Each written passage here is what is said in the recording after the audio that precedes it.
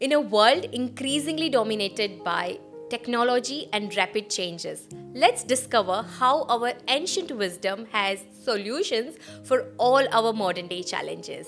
By integrating age old insights into our contemporary lives, we gain profound clarity and directions.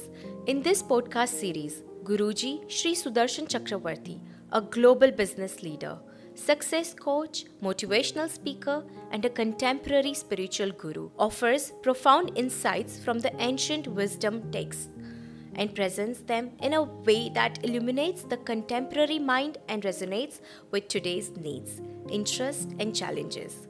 This series teaches us valuable lessons in balance, purpose, and decision making, guiding us through the complexities of today's world with the same principles that have stood the test of time. Embracing this wisdom allows us to harness both the innovation of the present and the depth of the past for a more successful and fulfilling journey. What do you think is today's fast-paced technology leading us to? Distraction is possibly the biggest challenge in this digital world. How do I decide if multitasking is genuinely good for me? Multitasking is actually a myth. But there has to be a lifestyle, there has to be a practice that can help me balance. A digital yogi is someone who connects with timeless principles that elevate life and living. Why then everybody is focused on using yoga as an exercise? Yoga is bringing an alignment between your body, mind, and consciousness. So digital yogi is a lot wider topic than me or most of my audience would have actually even thought. How do I become a digital yogi? So the model that I'm proposing for one to become a digital yogi, I would call the model align. A yogi and a peak performance at the same time? Focus on empowering yourself to train not in distraction, but train in concentration. Welcome to our brand new episode of podcast where we dwell into intersections of different cultures, ancient wisdom, and today's modern world and its issues.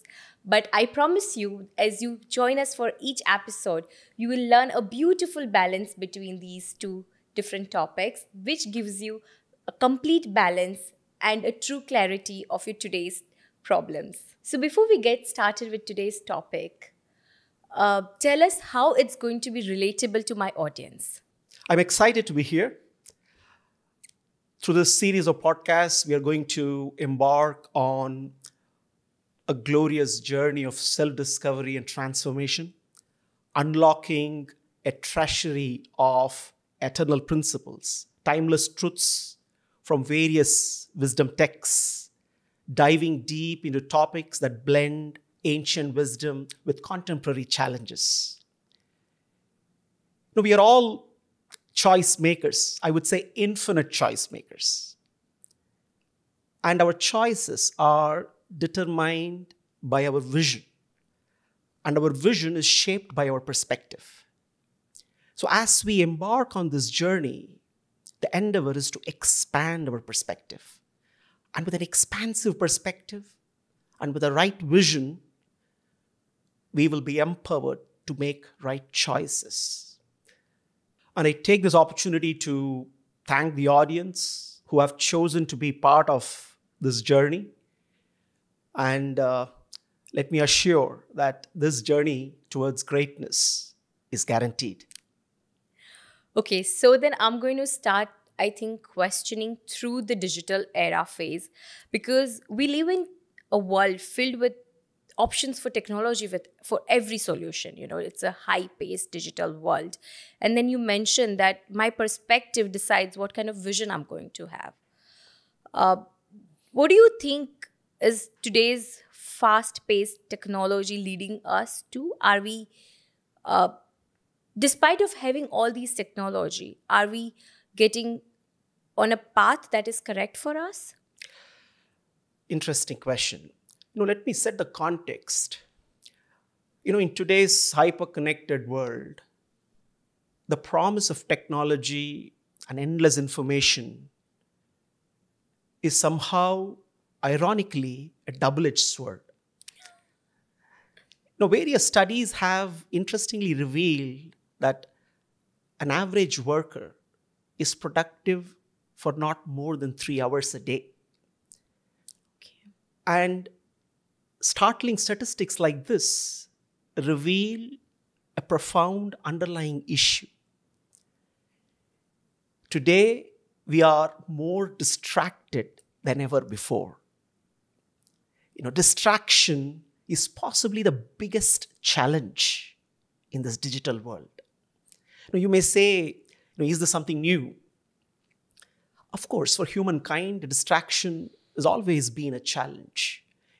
Way back, even as back as 2000 years plus, the illustrious sage Patanjali, in his Yoga Sutras, he deals with the topic of mental distractions.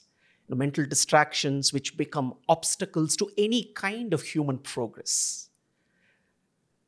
He calls them the chitta vikshepa. He calls these mental distractions which take different forms as vikshepa. Vikshepa means distortions of the mind. And they take several forms and become obstacles to any kind of progress. Vyadi, sthyana, samshaya, pramada, alasya, bhranti darshana, alabdha bhumikatva, anavastitatva. He beautifully captures how humankind has to deal with these mental distortions which take several forms and become obstacles. Vyadi, as we all know, illness, disease. Sthyana, apathy, lack of enthusiasm. Samshaya is indecision, incapability to decide, lack of clarity of mind. Pramada, carelessness. Alasya, laziness. Bhranti darshana, false perception, lack of discrimination. Alabdha bhumikatva, failure to progress, getting stuck in any journey. Anavastitatva, inability to retain an achieved state. Interestingly, Patanjali 2000 years back almost gave a comprehensive view of distractions, but in today's world, I would say we need to add a couple of more, FOMO and digital distractions. We all know humankind has been dealing with this danger of weapons of mass destruction. Yes. WMD. Correct. In today's digital world, we have to deal with what I would call weapons of mass distraction. So it's been written in history about distraction, and a lot of it is proving true today, right? But how do I differentiate between what really is my distraction? So the time spent on social media, for example, it just starts as like, okay, I'm just searching on something, a topic, I'm looking for a video on that topic, and then the softwares are designed in such a way that one after the other, the video keeps pouring in. How do I know how much is accounted as distraction, how much was accounted as an informative research, and also how do I even differentiate between what was really needed to be seen or needed to be read right now? That's in fact is the crux of the problem. We think diversions are okay. We think minor distractions are okay. Exactly. But, this is the paradox of distractions. Unknowingly, unwittingly, we train ourselves in distraction. We all know, common sense says that distraction is no good and we all want to improve our concentration. But then in our daily lives, we are unwittingly training ourselves in distraction. Because the way the mind functions, every time we give in to any kind of distraction, howsoever trivial it may be, it could be a small ping there or a pop-up there. Every small interruption, deviation, makes an impression in the mind. And over a period of time, these impressions cumulatively create a very dangerous situation for us. The mind then gets used to distractions so very frequently and forcefully. Let me give an analogy. Let's say if a thief steals, $100, and the loss is $100, right? And imagine if there are 100 thieves subtly stealing $1 each. In isolation, we may say it's just $1 lost. Correct. But cumulatively, the loss is the same in both the instances. So this is how even a minor distraction is not really minor. So you're telling me that I need to be so focused to not get distracted, but there's so many distraction topics that are not giving that focus. So you're realizing like everything that is available right now, one, it is so easily available, and too many options are available. So chances of getting distracted are too high. If one person is not going to get focused, how will he or she know that this is leading to distraction? So how do I choose still that what is a right distraction and what is unnecessarily just for time pass? No distraction is a right distraction, to simply put it, because it's very difficult for us to cultivate the art of focus. So therefore, giving into any kind of interruption amidst any kind of work is going to eventually create a state where we become habitually distracted. So you're saying do one thing at a time. Yes. And that's like the yogic lifestyle that we have always heard about. Exactly. But we live in an era where everyone is expecting to do multitasking. They say, COVID taught us, have plan ABC for everything. Women are supposed to be multitasking. Social media is filled with showing women how they can be a mother, she can be a mother, go to work, still have time for herself, have the most perfect home. And that's what, as a new mother is what I'm trying to achieve. Maybe biologically we are meant to do multitasking, but I don't want to do that every single day. I don't want to do that on every single phases of my life. Then how do I decide if multitasking is genuinely good for me, or sometimes it is okay to take break from multitasking and do one thing at a time? Right. Unfortunately, multitasking is hyped up in today's society. Multitasking is actually a myth. Okay. The myth of multitasking is so very powerful that we think when we juggle multiple tasks, exactly, we are actually more productive. Yeah. But in the real sense, it's only creating an illusion of productivity. Because in the digital world, more so, the most precious currency is attention. No, attention is the most precious currency in the digital world. And anything that scatters attention is no good. So when one starts to juggle between tasks, one is by design scattering one's precious currency, attention.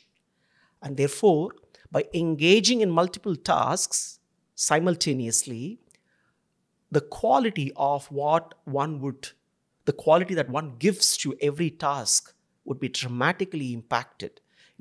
This is what I call, multitasking forces us into attraction for distraction. We are unknowingly pulled away from deep, meaningful work, which prevents fulfillment and attainment of mastery. Makes sense. So then we are not going to be good at almost anything out of all these multiple activities we are doing. Also, the satisfaction of doing those activities will not come, and probably imbalance. Exactly. will be the result. I can give one extreme example, right? I mean, imagine you're driving and then you're multitasking, right? You're driving, you are, emailing, you are talking, doing multiple tasks. Obviously, it's pretty straightforward that something is a no-go, right? Because there, you are really subjecting yourself to risks. But then, this extreme example is applicable to everything that we do. In one way or the other, we are subjecting ourselves to low quality and we are also getting pulled away from actually doing deep, meaningful work. But we are a generation who want to do it all and want to do it today, everything. So then how do we balance? It is balancing is all about giving your full attention to the task at hand. So distractions are still going to be there. Like even if I decide to do one thing at a time, I'm still going to be distracted by thinking about the other thing. Maybe I'm just doing one work at a time, but I'm still going to think about my next role or the next job that I want to do. So help me understand how all distractions are different, which distractions are good, because I cannot I'm going to practice, of course, but I will still be doing this podcast with you and still think about my daughter. So tell me, how do I choose which distractions are good for me and which I should completely find a way to get rid of them? Yeah. So, distractions can have varying impact. It can be like in the ocean of the mind, it can be like a little ripple, or it can be like a tsunami. But then every distraction has some kind of an impact. It's only that whether the impact is immediate or it's going to happen in the future. If it's a ripple, when it accumulates, eventually it will become a tsunami one day or the other. The distractions in terms of their impact can be primarily of three kinds, I would say, right? Those that capture our consciousness forcefully. There are distractions which capture us, even if when you're doing very, very important work. Let's say, a news item that has to do with a celebrity can pull us away from even important work that we are doing. So capturing our consciousness forcefully. There are some distractions which consume our consciousness voraciously, which continue to linger even after the event. Like imagine you get to see a disturbing video inadvertently, but then there is every possibility So true. that it can keep playing in your mind, consuming your consciousness, taking away your concentration throughout the day. True. And then there are distractions which corrupt our consciousness deeply, True that. which can actually take over our values, distort our perception, change the way we look at the world. Hate speech is a great example where the corruption of our consciousness is so very deep that we end up doing things which we would not even imagine. So we need to be always reflecting on the kind of distractions we experience through the day, through the week, through the month, and ensure that even if they are not the tsunamis, but the ripples, we have to always look at how do we contain them. True that. So I understand distractions are too many. The effects are too worse than I can imagine. But there has to be a lifestyle. There has to be a practice that can help me balance. This is where we come to yoga. This is where, we come to this context for a need for a digital yogi in the digital world. Oh yes, we are living in the digital era. Might as well be a digital yogi. Well, interestingly, a digital yogi is not someone who is cut off from technology. A digital yogi is someone who connects with timeless principles that elevate life and living. Okay. Now we have to look at our body-mind complex, taking the digital analogy, right? So the body is like your hardware. Okay. Your mind is like the operating system. Yes. The pre-installed apps are the impressions in your mind, the programmed behavior in your mind. And then the user-installed apps are like the skills, the knowledge that you acquire. Okay. So you have to constantly keep looking at how do you proactively run, hardware maintenance all the time to ensure that the body is healthy, working the way you want it all the time. Correct. You need to be constantly, running operating system updates, patches, and proactively prevent system crashes, bug fixes. Okay. You have to be constantly cleansing your pre-installed apps. You have to be constantly, you have to wisely choose which app you're going to download, right? So taking this example, so who is a digital yogi? Simply put, a digital yogi is someone who essentially is doing all of this, who is ensuring that he or she steps out of one's comfort zone. Why do I say that? Even today, sometimes we think twice if we need to apply a critical update to our mobile phone, right? Yes. And we postpone it to such an extent that we are forced to do it when actually it crashes. Okay, yes. Right? So a digital yogi is one who comes out of his comfort zone and he is ready to apply the critical updates on time, proactively, takes care of the bodily maintenance, takes care of the mental maintenance, ensures that, he runs the antivirus software so very regularly and different kinds of antivirus, because the nature of virus is changing all the time in this digital world. So you need to scan your mind for all kinds of negative emotions and ensure that your emotional well-being is taken care of. So simply put, digital yogi is somebody who is ensuring that he's up to speed when it comes to physical, mental, and intellectual well-being, and also someone who also understands the importance of being spiritual. So you've explained the yogi lifestyle so much in detail that I feel like I have so much more knowledge than what I've been reading and seeing in today's time. But at the same time, now I have more questions. Why then everybody is focused on using yoga as an exercise, a way to exercise for their body's fitness, to look good, to lose some weight, lose some inches, where actually yoga is a lot wider than just one aspect where everyone's just focused using it as a sports activity or an exercise.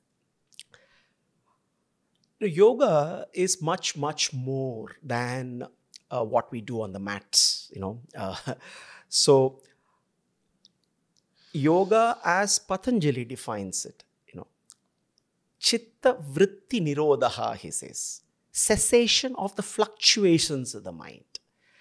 Yoga, as a Sanskrit word, has its root in yuj, which means to connect. So yujyate anena iti yoga. Yoga is the process to connect with reality. Now, this definition may be a little abstract for many. Now, for today's context, we can also look at yoga, a process of disentanglement, essentially gaining freedom. Freedom from your weaknesses, freedom from your bad habits. Therefore, yoga is bringing an alignment between your body, mind, and consciousness. Let me give a simple analogy to understand this. Now, your body is like a vehicle, and your mind is like a driver, and your consciousness is like a GPS. Now, what do we mean by alignment between the three? For one to reach one's destination, the vehicle needs to be in shape, needs to be working properly, and the driver needs to be clear-headed and focused, not intoxicated. And of course, the GPS has to give right directions. So alignment of body, mind, and consciousness is essentially ensuring that one effortlessly reaches one's destination, one's goals, makes progress, achieves all-round abundance, all-round well-being. And this whole process is yoga. Patanjali defines the yoga of meditation, the yoga which is what is called dhyana yoga or ashtanga yoga. And if we look at the limbs of the yoga, then we will understand that the physical postures or the physical exercises that has become so widely popular today is just one limb of this 8-limbed yoga. The 8 limbs of yoga are yama, niyama, asana. Asana is the physical postures. Pranayama, pratyahara, dhyana, dharana, dhyana, samadhi.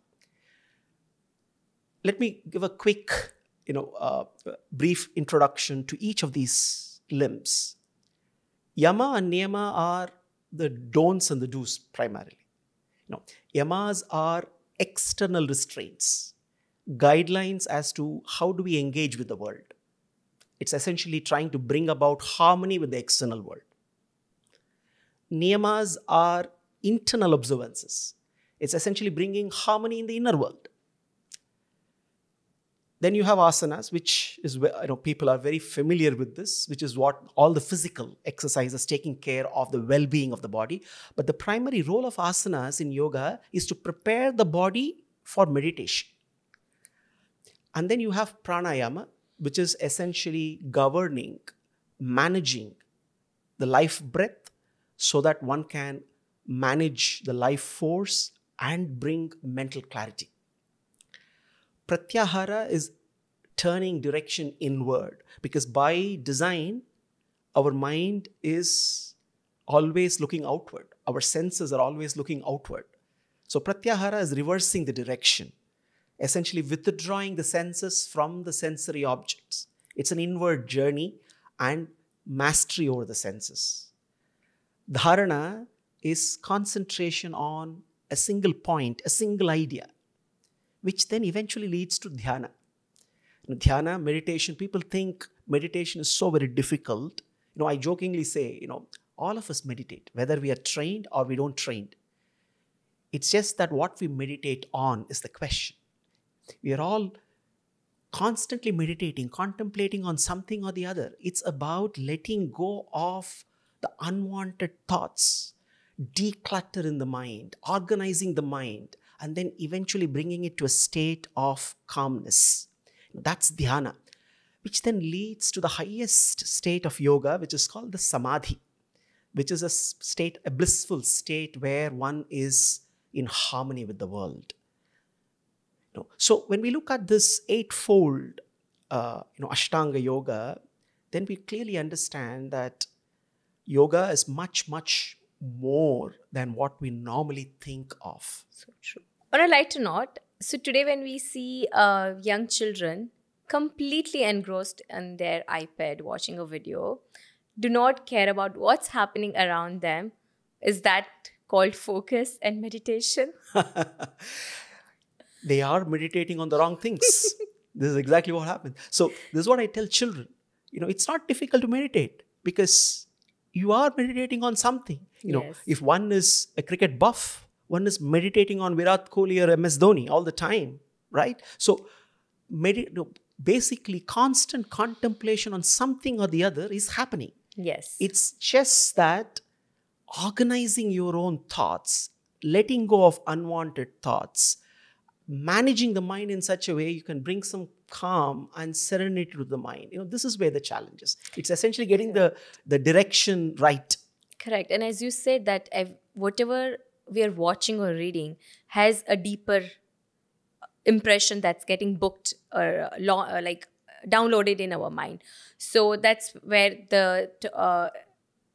I guess that's when we decide what to watch, on what topic to meditate. As you said, there are too many topics and so many ways to meditate. True. So even doing few activities might give you that false impression that you're so focused in it, you have passion about it. Maybe you're enjoying it, but it's on us to decide whether do we like its long-term results or not. Exactly. So it sounds really cool. Like digital yogi, just like a mobile or just like any electronic device. I treat my body that way, and it's just going to be digitalized. But still, it does not make me a digital yogi just by knowing what to download, when to download, what to avoid as viruses, etc. How do I become a digital yogi? Well, this is where I propose a model, a framework that one can put to practice to become a digital yogi. I'm of a firm belief that there is no new wisdom to be invented. There is a treasury of knowledge that needs to be discovered. So we have our wisdom texts like the Gita. We also have wisdom texts from the Greek philosophy. We have wisdom texts from the Eastern philosophy like Taoism. If we borrow the teachings from the various ancient wisdom texts, we can build a practical and simple model that would be relevant in today's context. So the model that I'm proposing for one to become a digital yogi is once again building on the theme of body, mind, and consciousness alignment. I would call the model align. ALIGN. A for attention mastery. L for liberation of the mind. I for intentional actions. G for graceful adaptability, go with the flow. And N for noble and able performance. So 5 elements to this model, and applying these 5 elements in day-to-day lives, I'm sure one can become a digital yogi. So you gave us the align. That's the method to follow. But mind is so powerful and it's running faster than even a wind. How do I first work on staying at one place at a decent pace? Then only I think I can become a digital yogi. Very true. Interestingly, the same question has been asked in the history of humankind several times. The illustrious warrior Arjuna in the Mahabharata, he asked the same question to Arjuna. Chanchalam hi manak Krishna pramati balavadridam tasyaham nigraham manye vayoriva sudushkaram, he says. Chanchalam, he says, mind is so very fickle. Pramati, it's always turbulent. Balavad, very, very powerful. Dridam, unyielding. So if such is the nature of the mind, it is almost as difficult as controlling the wind, managing the wind, he says. So therefore, that is where the first element of the align model comes in, right? Attention mastery.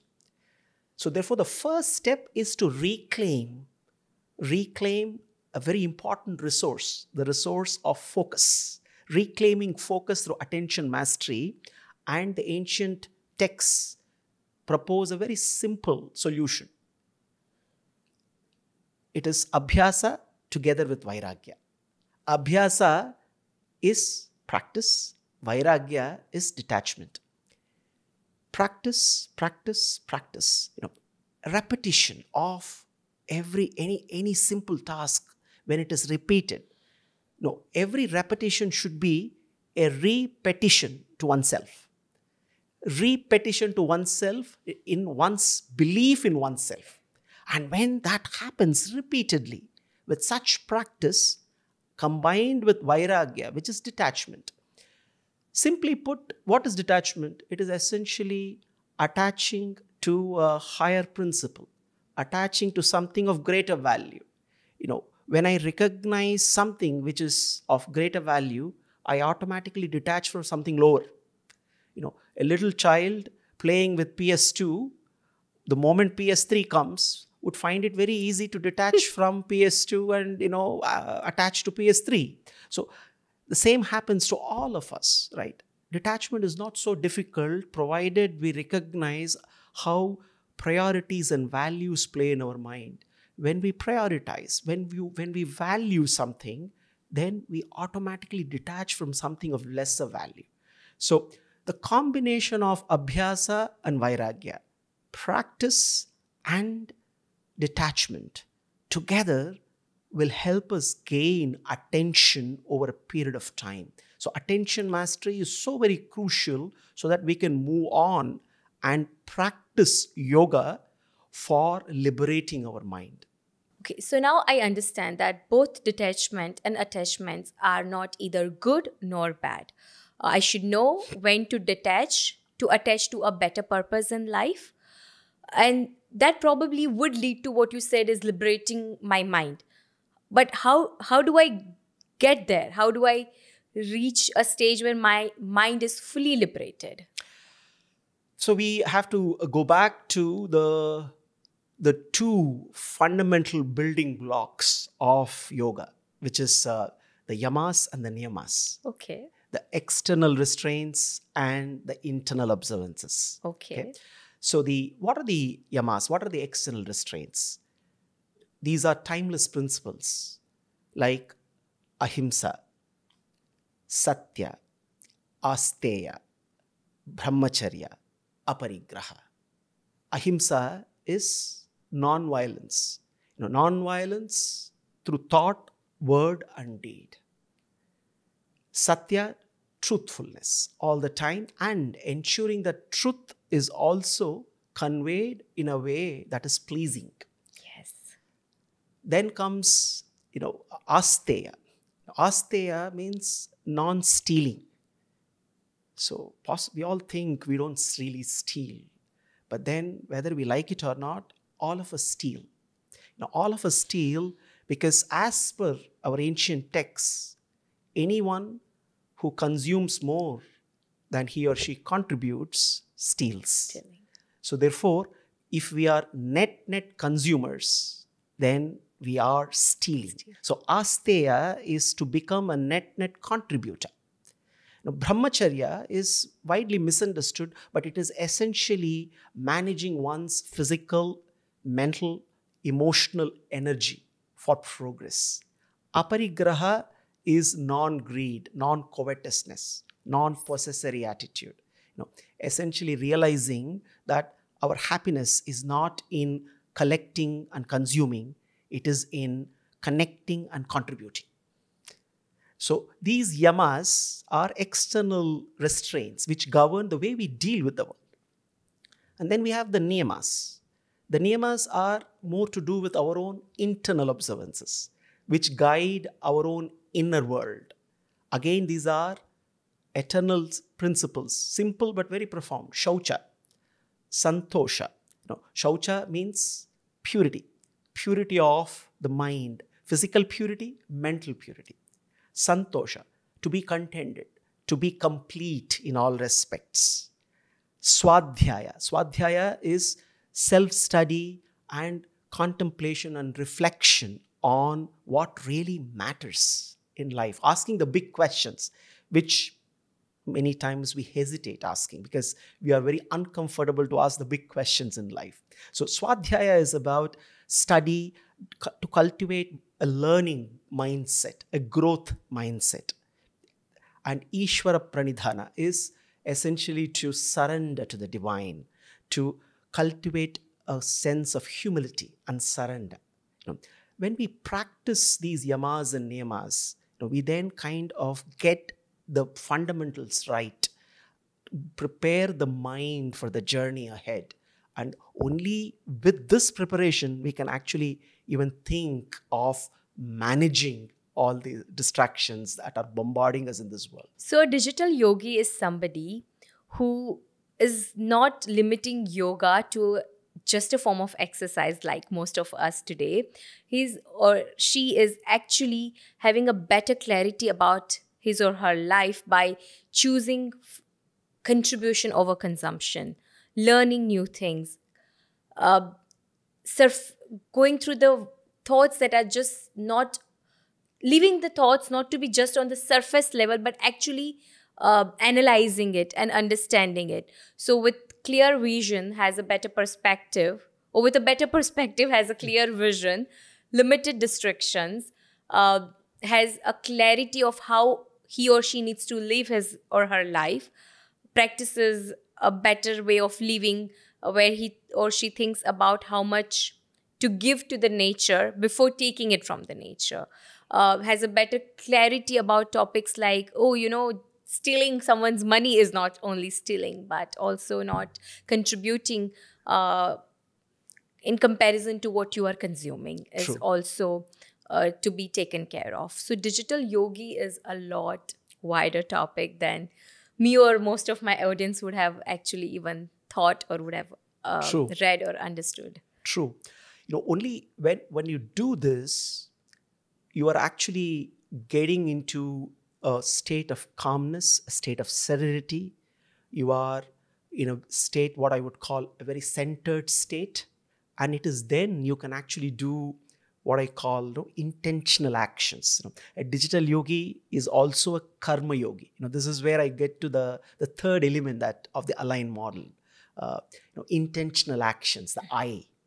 Doing intentional actions is essentially about embracing actions without obsession for the results. So the element I in the aligned model stands for intentional actions. It's about embracing actions with a purpose, with full attention to the very action, and at the same time, balancing it with the ability to relinquish control. And how do I get that? Well, that's where the next element, G, comes in. G stands for graceful adaptability, going with the flow. The Tao, the famous philosopher from the East in Taoism, he talks about the philosophy of Wu Wei, going with the flow. The whole nature works on the principle of effortlessness. This is what he calls it as the law of least effort. Almost zero effort and maximum result. Everything in the nature works on principle of effortlessness. So therefore, going with the flow, relinquishing control is essentially being open, being flexible, embracing change, embracing unpredictability, and ensuring that when we say we go with the flow, we accept people, we accept situations as they are without struggling to defend our position, without struggling with our own expectations. And in that state of flow, the digital yogi becomes a peak performer. It is in that state of flow we can achieve peak performance.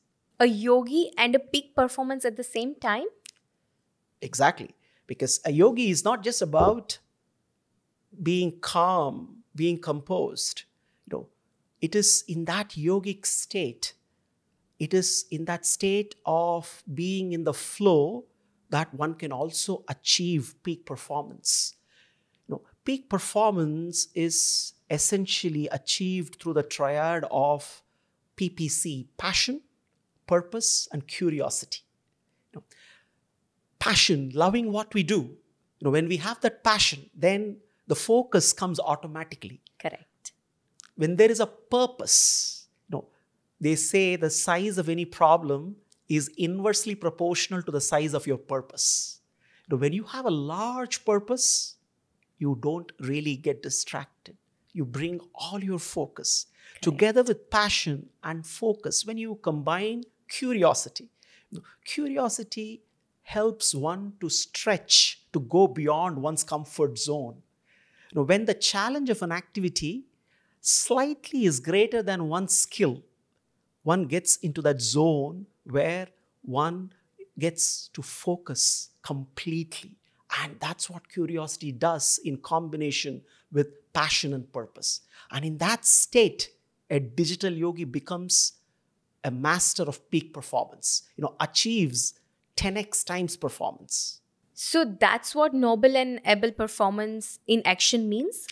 Exactly. So that's what the fifth element of the aligned model is, right? The N, which is noble and able performance, bringing together all the other elements, attention mastery, liberation of the mind, intentional action, going with the flow, graceful adaptability, leading to mastery of peak performance, noble and able performance.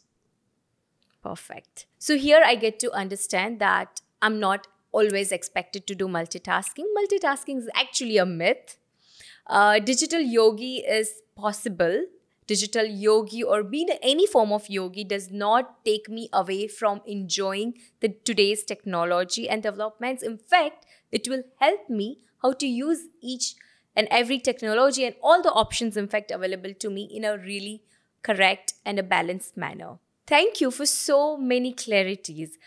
I am not expected to be multitasking all the time because multitasking is actually a myth. I can be a digital yogi who will not only focus on yoga as a form of exercise, who will not also be deprived of technology, because once I'm a digital yogi, I'm actually going to be able to benefit even more from the technology. I will be more conscious about my consumptions and contribution towards the society and the nature. And wow, I'm not going to be afraid about so many terms that I've heard from Bhagavad Gita, because everything is relatable to today's time. And yeah, so thank you so much for clearing so many wrong aspects that today's generation is living, giving more wisdom from Bhagavad Gita and other cultural wisdom. And anything else that you want to end for us? Well, I just want to leave the audience with two tips, I would say. One is, in today's digital world, we need what I call strategic patience.